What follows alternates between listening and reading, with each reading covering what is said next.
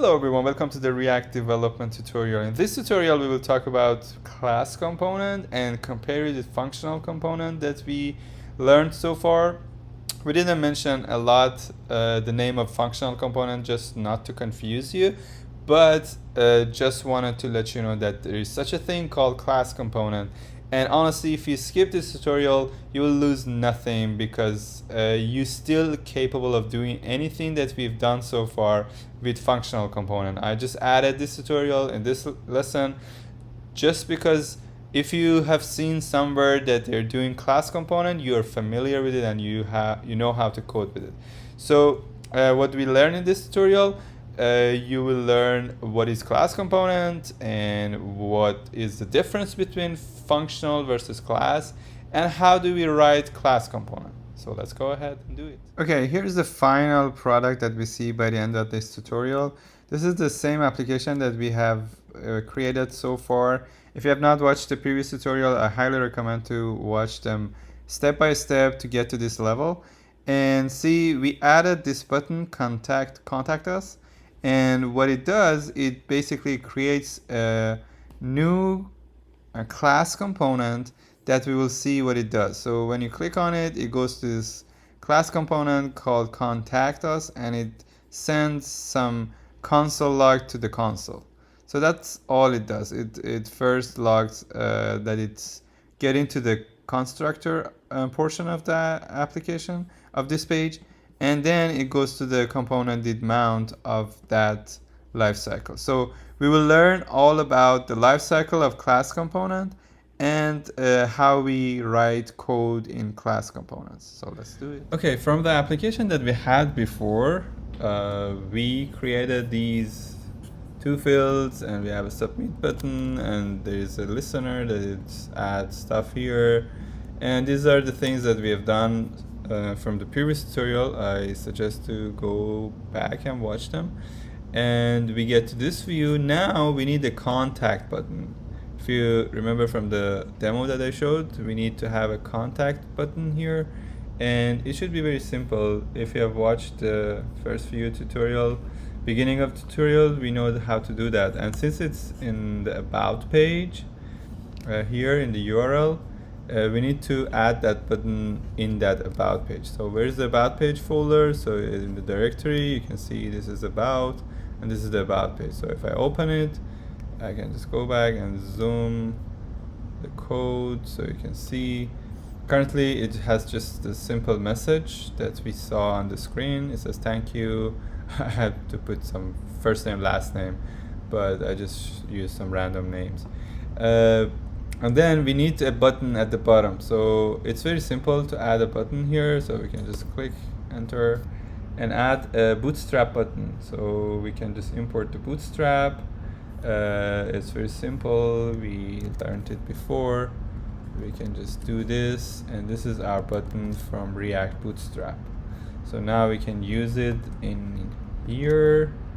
And we can give it a class name. And the class name, we can just give it some style to it, but for this tutorial we don't want to give it some special style. That blue color is fine. And we need to have some on-click handler. Again, this is something that we've learned in previous tutorials. And what is the label of the text? It's contact us. So what do we do when they click on this button? So we need to define a function, so we can call it handle on contact clicks, contact us click.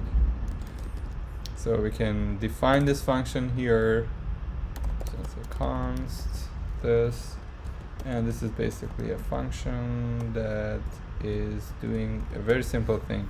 We want to navigate to the contact page. We have not created yet, but we know that we want to navigate it.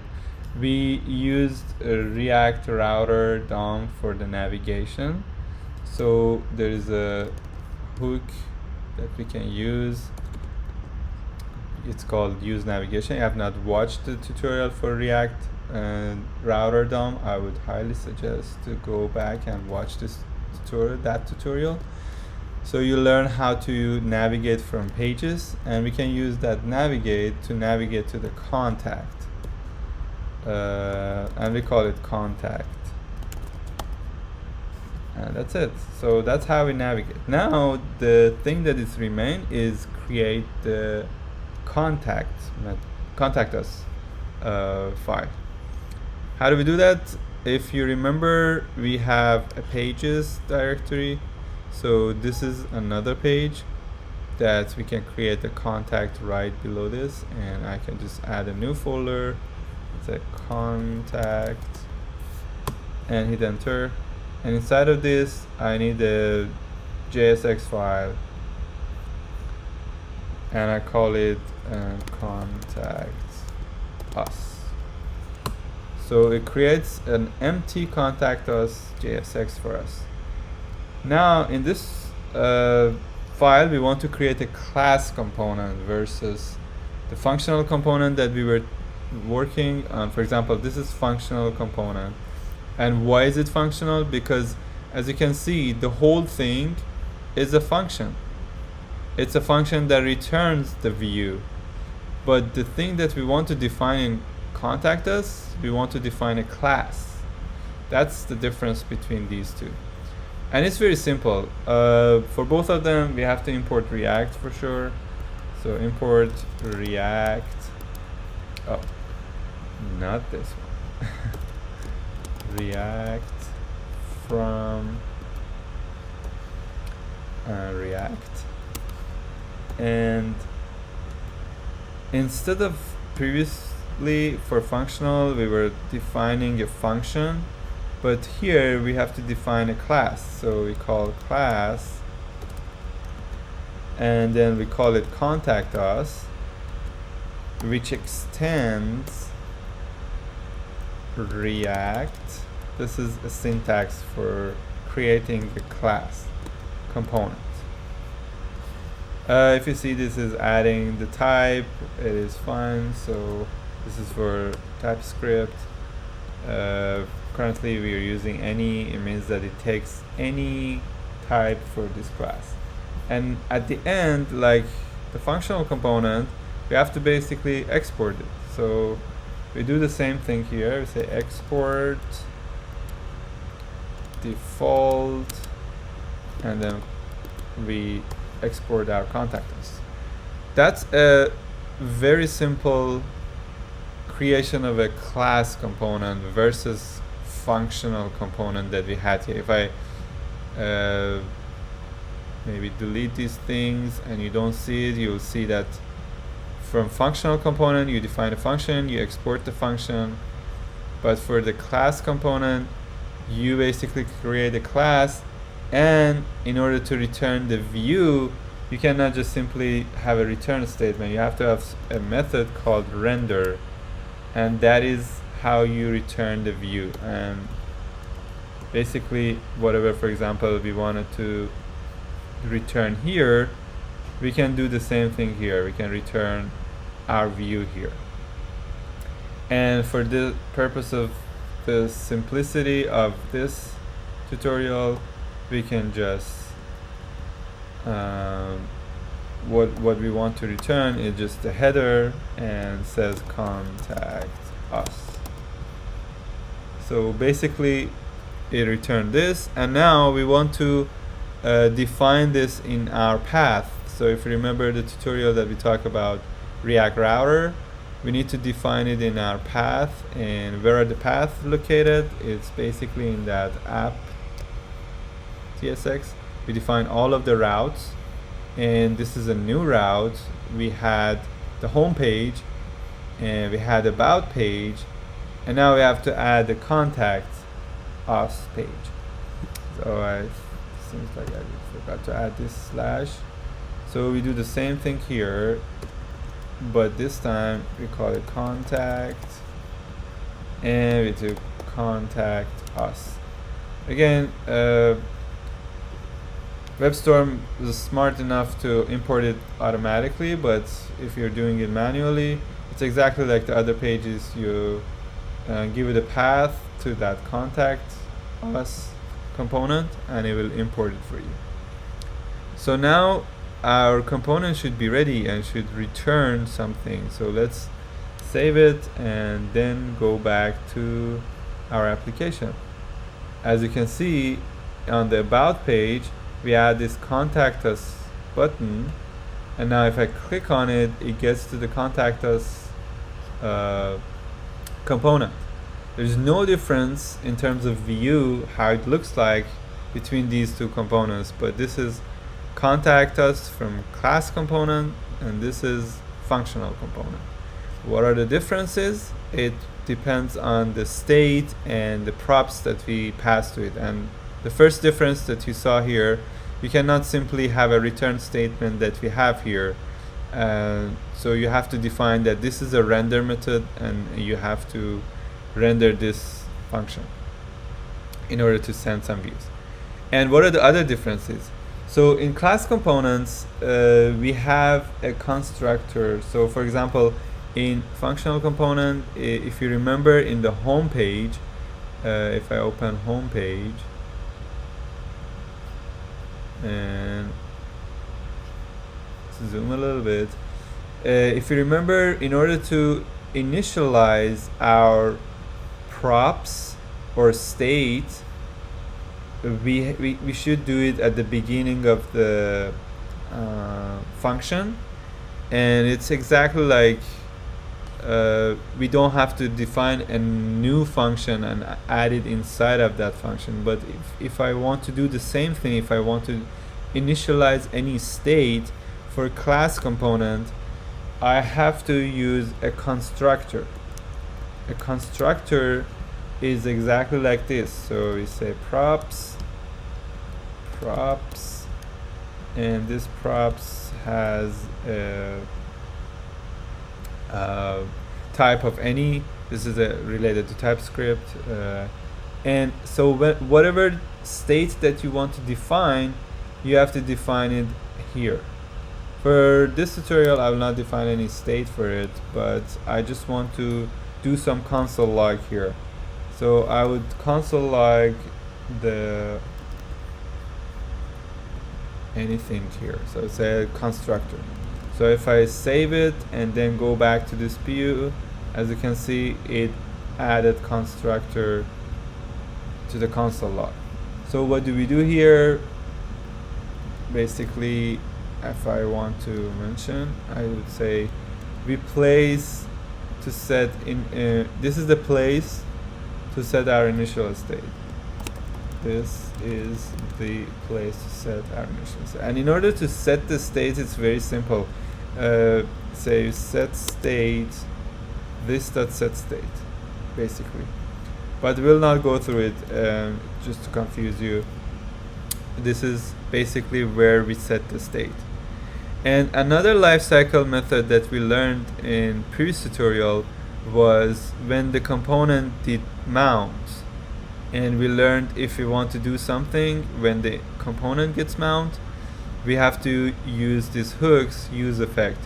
We have the same concept here, but the function for that is different. You have to call a function called component did mount. So whatever you want to do when the component gets mount, you have to put it here.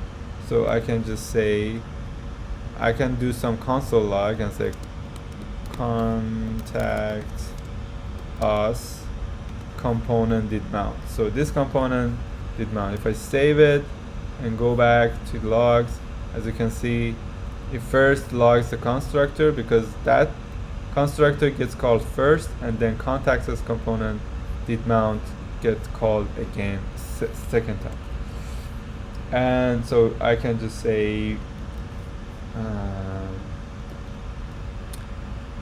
place to add, this place is to add any logic that we need after view did load.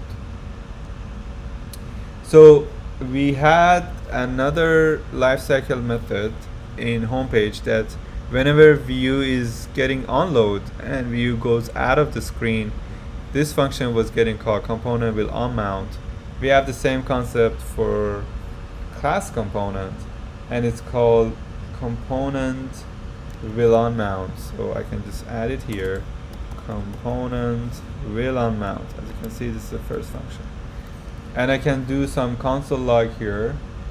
We can say component, yeah, contact us component will on mount. And this console log will get called whenever we go out of that view. So if I go to this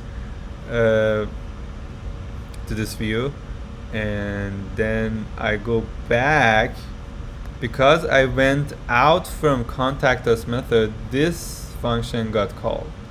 So let me go through it again and clear the logs and then go back. You see that this component will unmount got called because I just went out of that screen. And I can just add the same comment here. Yeah, these comments just for clarifying what these functions are doing. And if you remember again from the previous tutorial, we had this React hooks that it was monitoring the props. Any props that was changing during the life cycle, we could just add the props name here and it was monitoring that props, and whenever these props get changed, this function will get called. We have the same concept for class components, and it's called component did update. And there are some arguments in this that I just copy pasted. Basically, it compares the previous props before the change and the current props.